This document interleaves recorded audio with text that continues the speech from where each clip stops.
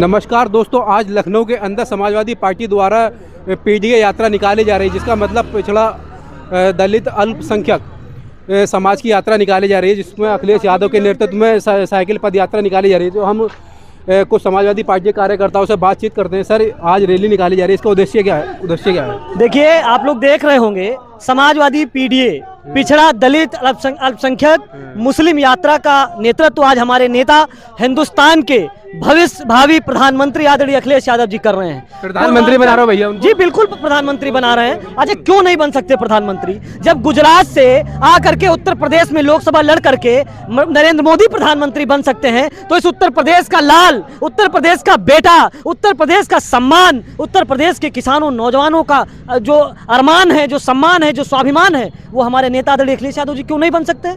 80 Lok Sabha seat है हमारे पास, 80 Lok Sabha seat है। और हम प्रधानमंत्री बनाने के लिए 272 लोकसभा सीटों का सांसदों का समर्थन चाहिए। आपको पता होना चाहिए ये हिंदुस्तान की राजनीति के बारे में कि 17 सांसद वाले चंद्रशेखर जी प्रधानमंत्री बने थे। वो पुराना जमाना था। पहले समाजवादी प्रधानमंत्री चंद्रशेखर जी थे, जो 1991 में 17 सांसदों के साथ समाजवादी जनता पार्टी थी उनके पास 17 सांसद थे। और हम लोग तो 40 से ऊपर जीतने जा रहे हैं। 40 से ऊपर प्रधानमंत्री 110% माननीय अखिलेश यादव जी 2024 में देश का नेतृत्व करेंगे, प्रधानमंत्री बनेंगे। और इस देश में जब अखिलेश यादव की सरकार आएगी, समाजवादियों की सरकार आएगी, तो देश में कह रहे हो 40 लोकसभा सांसद समाजवादी पार्टी के बनेंगे, लेकिन इंडिया गठबंधन के तहत उनको 40 लोकसभा सीटें लड़ने के लिए मिलेंगी या नहीं मिलेंगी? कौन देगा? इंडिया गठबंधन में कौन सीट देगा? उत्तर प्रदेश में सीट हम देंगे। जिसको आना है, जिसको हमारे साथ लड़ना है, खास करके उत्तर प्रदेश में हमारे पास आए और हमसे समझौता करेगा। हम तय करेंगे कि किस सीट पर कौन लड़ेगा। उत्तर प्रदेश की 80 सीट समाजवादी पार्टी की है। माननीय अखिलेश यादव जी का फैसला होगा, जहां जिसको चाहेंगे वो लड़ाएंगे। अरे, आप तो अभी इंडिया गठबंधन बनाए थे, लेकिन आप ही कह रहे हो कि हम समाजवादी पार्टी 80 लोकसभा सीटों पर लड़ेगी, तो फिर गठबंधन कहाँ हुआ? नहीं, गठबंधन है, मैंने क्या कहा आप समझिए। देखिए, आप पत्रकार महोदय समझिए, आप आरएसएस की भाषा मत बोलिए, भाजपा की भाषा मत बोलिए। मैं कह रहा हूं कि अखिलेश यादव नेतृत्व करेंगे, खास करके उत्तर प्रदेश का।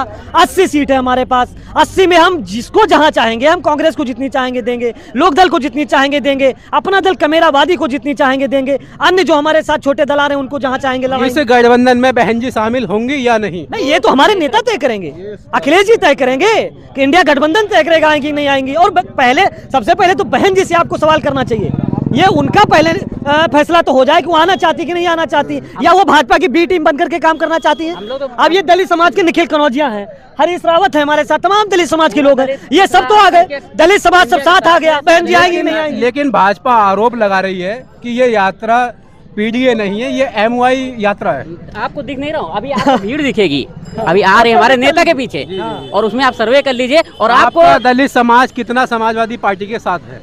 90% समाजवादी पार्टी के साथ हैं।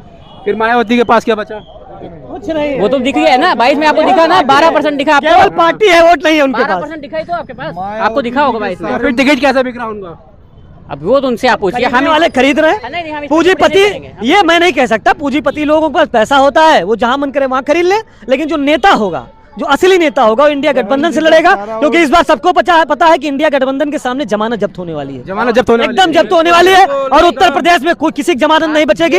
इस बार देख लेना कि हम बनारस जीतने जा रहे हैं। बनारस भी 100% आप रिकॉर्ड करके रख लीजिए, बनारस हम जीतने जा रहे हैं। आप जो सीटों की बात कर रहे हैं, अभी हमारे नेता के पीछे अब जो भीड़ आ रही है, आपको बता देगी कि सीटें कितनी निकल रही हैं। भैया, आप भीड़ की बात कर रहे हैं, भीड़ तो 2022 के चुनाव में भी अखिलेश जी की रैली में 5-5 लाख लोग आते थे, लेकिन सीटें कितनी आई हैं? वो तो 3 लाख वोट से हम बस चूक गए। हम लोग 100 वोटों से 200 वोटों से हम लोग हारे। जो प्रशासनिक बेईमानी हुई, हम उस पर ध्यान नहीं दे पाए। इस बार हमने व्यवस्था कर ली है और प्रशासन को भी हम सबक सिखा देंगे। अरे भैया, प्रशासनिक तैयारियों की बात तो ये करेगा, समाजवादी पार्टी कार्यकर्ताओं ने ईवीएम बहुत ज्यादा रखाई थी, बनारस में मुकदमा भी हुआ। ईवीएम रखाने, ये तो बात का मामला है, उसके पहले आप ये समझिए कि वोटर लिस्ट से वोट काटे गए। लेकिन इस बार हम लोगों ने वोटर लिस्ट पे भी नजर रखी है, वोट बढ़ाने का भी हमारी पार्टी काम कर रही है पूरी मजबूती के साथ। और वो एक वोट जो फर्जी वोट भाजपा ने बढ़ा रखे हैं, कटवाने का हमारी पार्टी काम कर रही है, अपने वोटों को बढ़वाने का काम कर रही है। अच्छा, एक सवाल का जवाब ये दीजिएगा कि आप कह रहे हो कि पीडीए यात्रा है हमारी, पिछड़ा दलित अल्पसंख्यक, तो क्या इस यात्रा में अगड़े नहीं है?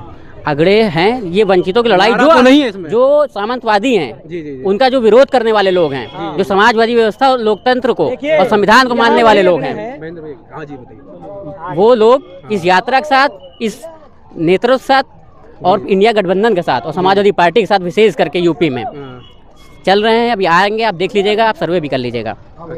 और अगड़े देखिए आचार्य सुनिए, आचार्य नरेंद्र देव जेपी लोहिया, आचार्य नरेंद्र देव जेपी लोहिया, राजनारायण, जनेश्वर मिश्रा, ब्रजभूषण तिवारी, मोहन सिंह, भगवती सिंह को मानने वाले लोग, रमाशंकर कौशिक को मानने वाले लोग, वो बात आपकी ठीक है, अच्युत लेकिन पटवर्धन को मानने वाले वो आपकी लोग, बात वो ठीक- सारे लोग समाजवादी पार्टी में हैं। और आज अखिलेश जी ने तो कह दिया है, अखिलेश जी ने तो कह दिया कि पीडीए जो आखिरी में ए आता है उसका मतलब अल्पसंख्यक भी होता है, उसका मतलब अगड़ा भी होता अगड़ा भी होता है, है। इसलिए सारे लोग नहीं होगा। आप अगड़े की जहाँ बात कर रहे हैं, आप जहाँ पे खड़े हैं, ये एशिया का सबसे बड़ा पार्क है और हमारे नेता अखिलेश यादव ने ये जनेश्वर मिश्रा के नाम पे बनाया है। तो हमारे नेता की सोच कोई जाति किस्म की नहीं है। हमारे नेता हमेशा अगड़े पिछड़े दलित सबको साथ लेकर के चलने का काम करते हैं और 2024 में पीडीए से ही एनडीए हटेगी और इंडिया गठबंधन की सरकार बनेगी। तो इस यात्रा में शामिल होने का क्या आपका उद्देश्य क्या है?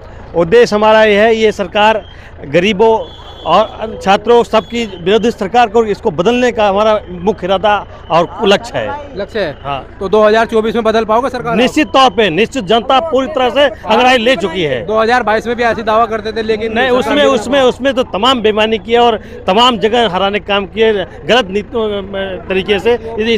इसमें बिल्कुल तौर पे जितने काम करेंगे। भैया हम लोग भदोही से चल के आए हैं इस यात्रा को सफल बनाने के लिए और 24 दिन सरकार को बदलना तय है। जिस तरह देखते हैं बदलना तय है, यहाँ तक नहीं, दिल्ली तक बदलेंगे। ऐसा कुछ नहीं, वो कहने नहीं दिया, वो लोग किसी बात की कीमत नहीं रखते हैं। वो लोग आज चल रहे हैं, एसी में रहने वाले साइकिल से चल रहे हैं, 15 किलोमीटर से चल के आ रहे हैं, पूरा पूर्वांचल रहे के इस गर्मी। कहाँ से आ रहे हो चलकर? हम लोग इलाहाबाद से ये यात्रा शुरू हुए है। इलाहाबाद से साइकिल से आ रहे हाँ, हो? साइकिल से इलाहाबाद, कौशाम्बी, चित्रकूट, बादा, फतेहपुर, एक बात करने दो, बात करो। चित्रकूट, फतेहपुर, बादा, प्रतापगढ़, रायबरेली, सुल्तानपुर, अमेठी, अंबेडकर नगर। कैसा रेस्पॉन्स मिला इस यात्रा को आपको? बहुत बड़ा जनसलाम मिला हम लोगों को समाजवादी पार्टी का। भाजपा कह रही है यात्रा फ्लॉप हो चुकी है। भाजपा हटाओ देश बचाओ, हैं? भाजपा हटाओ देश बचाओ।